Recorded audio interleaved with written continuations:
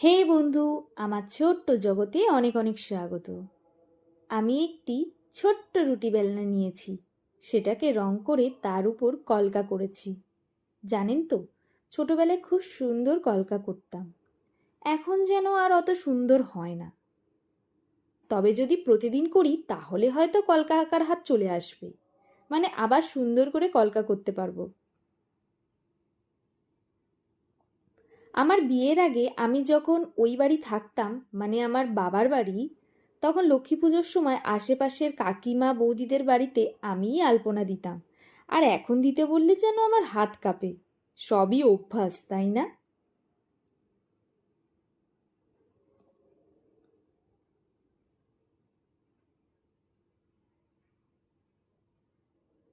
এই ছোট রুটি বেলনাটা আমি কিনেছিলাম লোকনাথ বাবার মন্দির বদরচাকলা গিয়ে।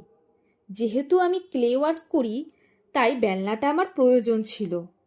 কিন্তু একটা মজার বিষয় হলো, আমি রুটি করতে পারি না। যতবারই চেষ্টা করেছি ততবারই কেমন যেন হয়ে যায়। তাই আমি রুটি করি না, কিন্তু এই ছোট্ট রুটি বেলনা দিয়ে ক্লে ওয়ার্ক করি।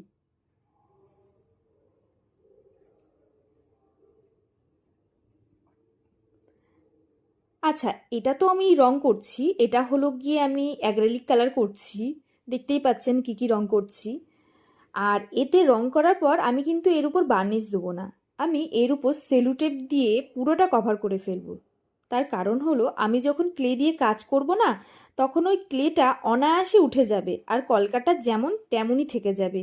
অনেক সময় হয় না, কলকা করলে তার উপর দিয়ে যদি আমি ক্লে দিয়ে কাজ করে সেই ক্লেটাকে যখন তুলি, তখন সেই কলকাটা সমেত ক্লেটা উঠে চলে আসে।